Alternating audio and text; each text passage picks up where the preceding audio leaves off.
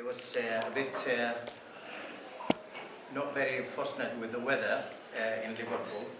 It was very windy outside, so we had some people who couldn't make it, and we are a bit far from the main conference. But I really appreciate that you are with us today. The last 2 weeks have been sad time in Britain history of the passing of Her Majesty Queen Elizabeth II, the longest serving monarch in British history, a true woman of duty and historical figure. We in Kurdistan Region, it was a huge honor for the President of the Kurdistan Region to join the world leaders at the state funeral. I was privileged too to accompany him in paying respect to Her Majesty Queen Elizabeth II at her laying in state. Business has to resume. Here we are today.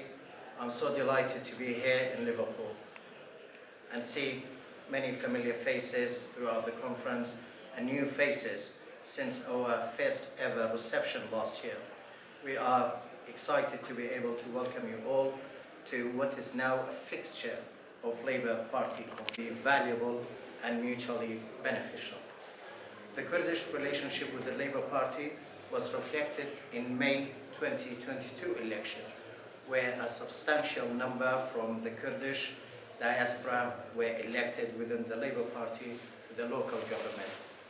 This represents an important step in further strengthening the relation between the Kurds and Labour when we see Labour MPs and councillors from Kurdish background achieving great things for their communities. We have some of them here today with us. We're all proud of those achievements. Earlier this year, we had the Prime Minister of the Kurdistan Region in London on an official visit. He was hosted for a high-profile meeting to discuss shared plans for an even closer future partnership with the United Kingdom. This visit was an exciting moment in our relationship that demonstrated the Kurdistan region. We are confident that whichever party happens to be in government in the United Kingdom, we can rely on their support. Kurdistan region will certainly always stand with our United Kingdom partners. We welcome the UK's long-standing position on supporting the strength of both parties to achieve firm and solid ties. From us, maintaining links with political parties is crucial in sustaining a deep and broad engagement with the state.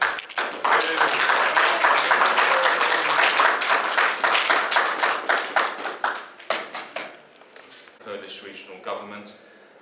Your Excellency, I think you and I share something common, which should be quite used to the weather, because you and I both studied in Manchester, and doubtless we share many fond memories of those days, if not the weather.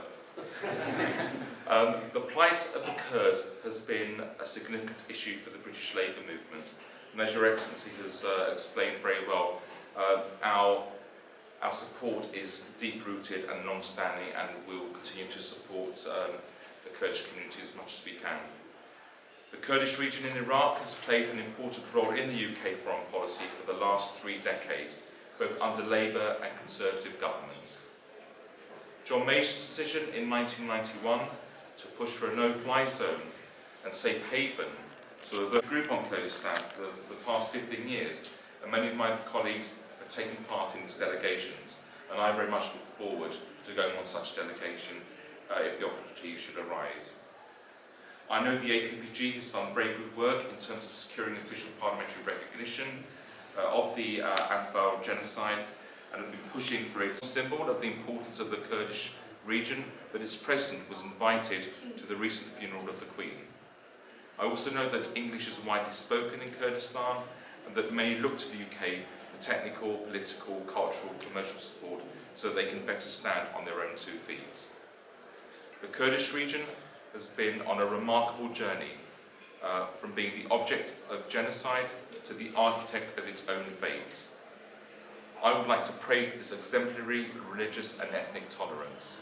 This tolerance has been shown in the Kurdistan's continuing and generous hosting of people who fled from ISIS and refugees who fled from the civil war in Syria and the Middle East, and I believe that they should be supported by the UK government.